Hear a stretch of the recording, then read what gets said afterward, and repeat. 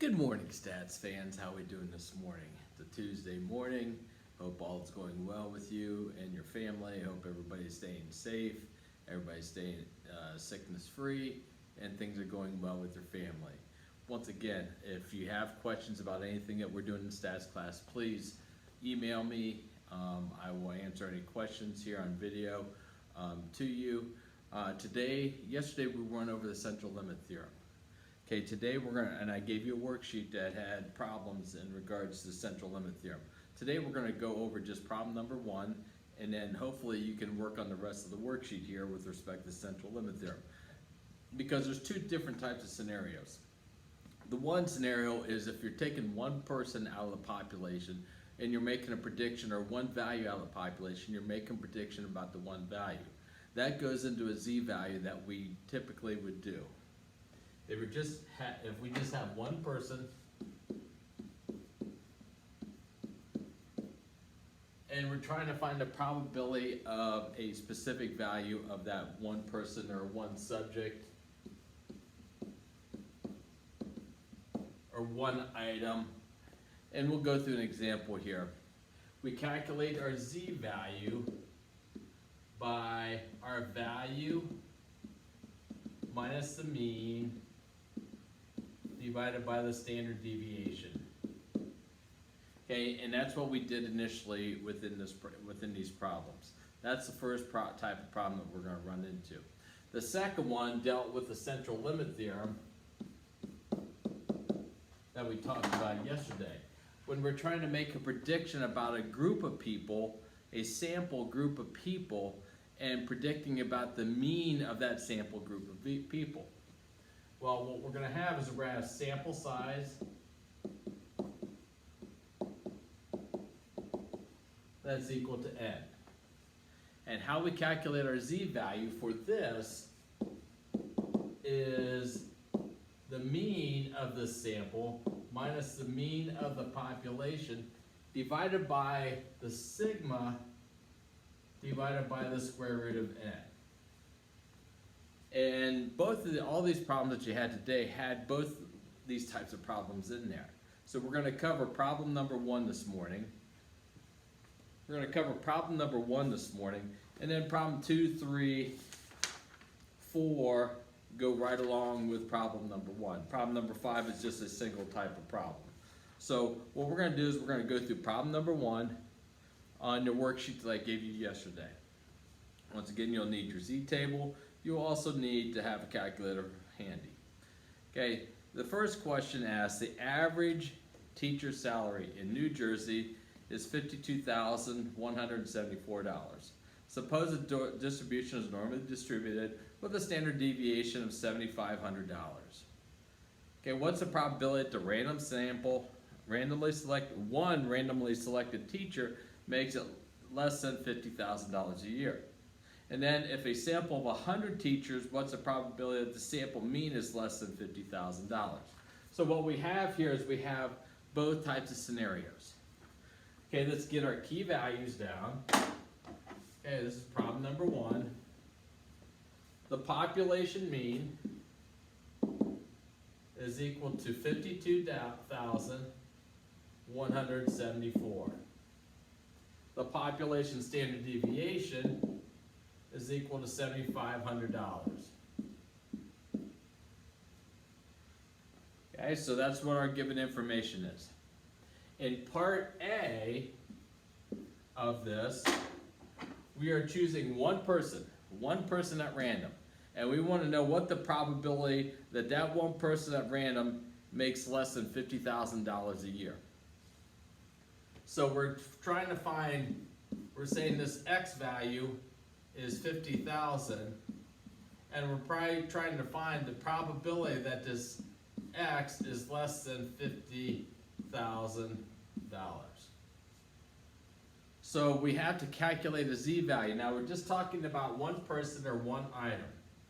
So our z-value for this 50,000 is equal to value minus mean divided by standard deviation. So we have value, 50,000, minus the mean, 52,174, divided by our standard deviation, which is 7,500. Okay, go ahead and calculate that out.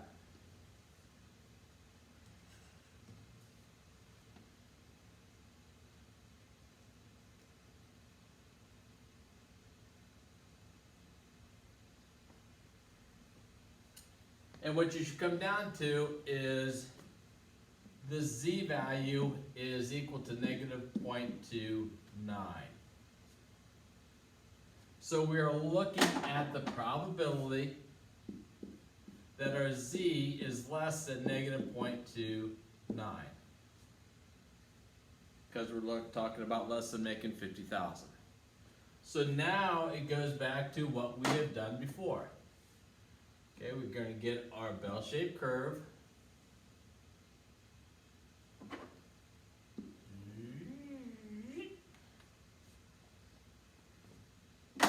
And once again, if I'm going too fast, push the pause button. Push the pause button. I will stop talking. Okay, you can catch up. Let's get our middle value and our z value, negative 0.29.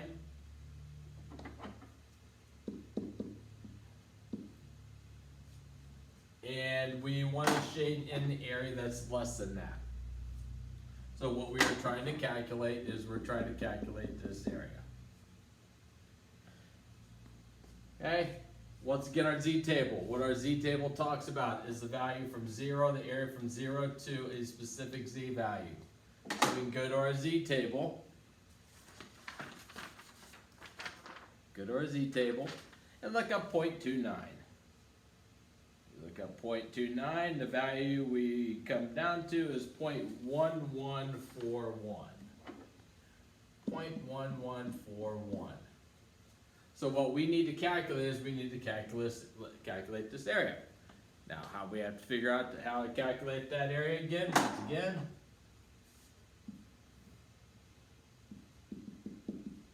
Area from 0 to this direction is 0.5. Remember, we have the symmetry idea, we have area, total area is equal to 1. We have symmetry ideas, so this is our middle value here. This area is 0.5. So to calculate this area here that we're looking for, what we have to do, that's exactly correct. We can subtract from 0.5. So we have 0.5 minus the 0.1141. So if we take 0.5 minus 0.4 or 1141, we get 0.3859, which in a percent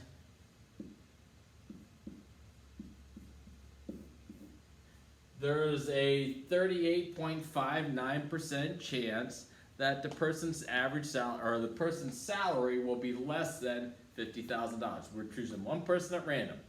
One at random, chances that they're going to be less than 50,000, there's a 39% chance that that's going to occur. Now, if we go up to the second part, part B. In part B, we are saying we're taking a sample of 100 teachers. So N is equal to 100. What's the probability the sample mean is less than $50,000 a year? So here we were just talking about $50,000 for one person. Now we're talking about if I select 100 people at random and calculated the mean of those 100 people at random of their salary, what's the probability that it's going to be less than $50,000? So now we're looking at the probability that this X bar is less than $50,000. Over here, we were just looking at one person, this one value. Here we're now looking at the mean. What's the probability that the mean will be less than $50,000? So what this falls into is the central limit theorem. Okay, the central limit theorem talks about how do we calculate probabilities with respect to means. So our z value now for 50,000, we have this mean that we're looking at, 50,000 minus our population mean, which is still the 52,174, and our standard deviation is still 7,500, so we still use these values here. These still go to this, but now we have to worry about the sample size down on the bottom. So we have 50,000 minus 52,174 divided by standard deviation of 7,500 divided by the square root of 100. Okay, so our value basically, it's the exact same calculation, but now we have the bottom. Now if you remember what we did yesterday, in your calculator, go ahead and do the top and hit enter. Okay, so you're going to get to negative 2,174. And then divide by the quantity on the bottom. So go ahead and calculate this. You're going to get 2,174, negative 2,174, and then just hit your division button. That's going to pull this answer down. Make sure you quantify 7,500 divided by square root of 100. They're going to put a parenthesis in there. You're going to have to close that out and put that there. Or maybe you have to hit your right arrow to get out of that. Depends on the type of your calculator. Okay, the newer versions, you have to hit that right arrow to pull out of that square root. But we want to divide by the square root of this entire quantity. So go ahead and do that. Make sure that we have the correct value.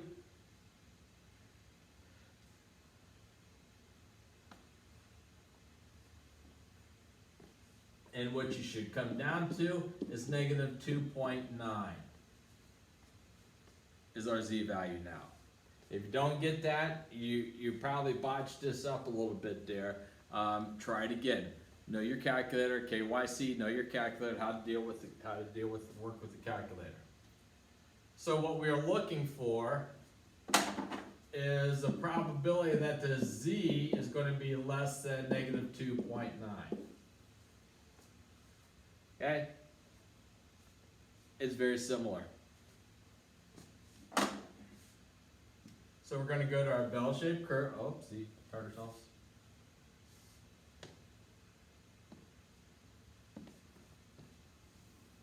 We're going to go to our bell-shaped curve. Nothing is changing here.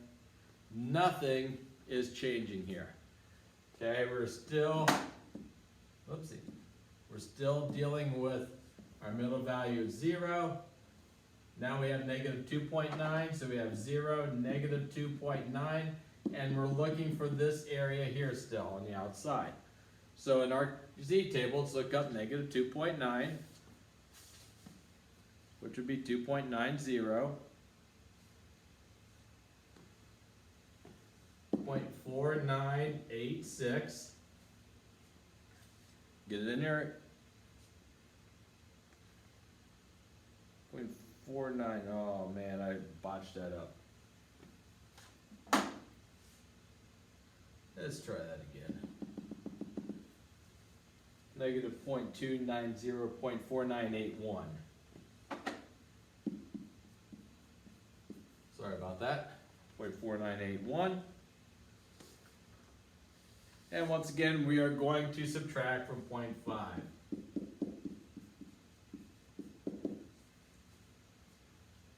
So we get 0.0019 or a 0.19% chance. So taking a sample of 100 people, the chances that their average salary is going to be less than $50,000 is going to be very small.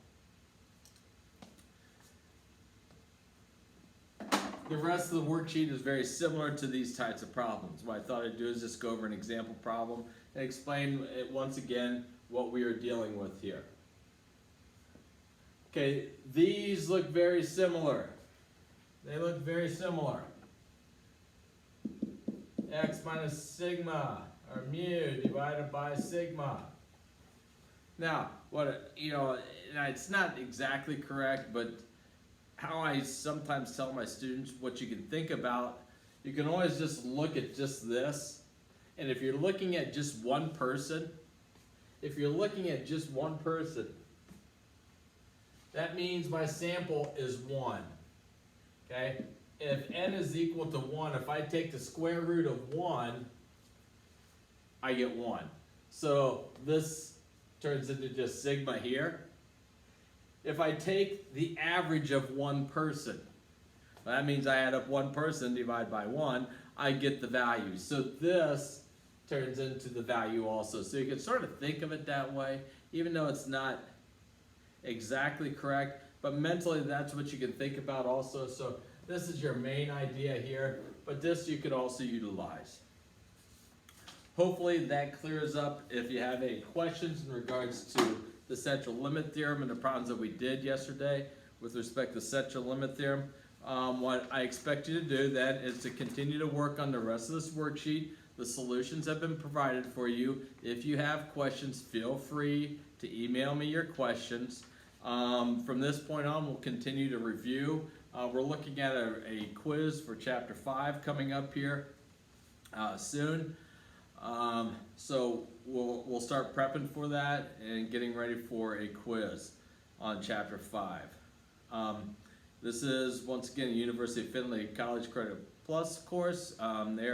They're expecting us, Findlay is expecting us to continue deliver material to you, just like in any college, you're expecting to deliver the material. So you need to keep up with the material. Please keep up with it. If you have questions, if something's going and that you're having difficulties at any point, send comments through Google Classroom to me or email them to me. That is fine.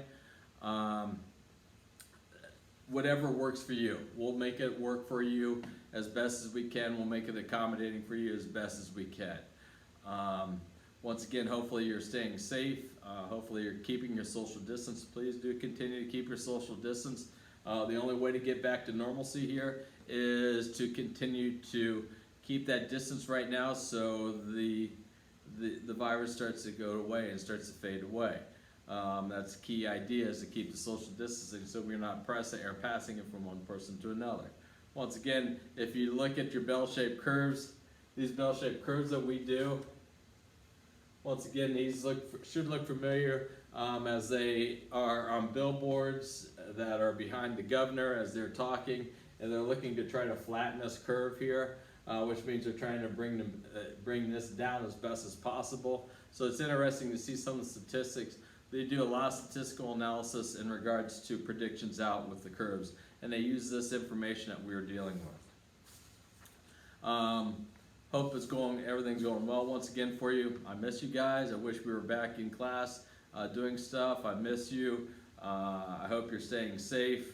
But once again, please continue to work and cooperate and try to get ourselves back to normal as best as possible. Please continue to work on the material that we're dealing with here.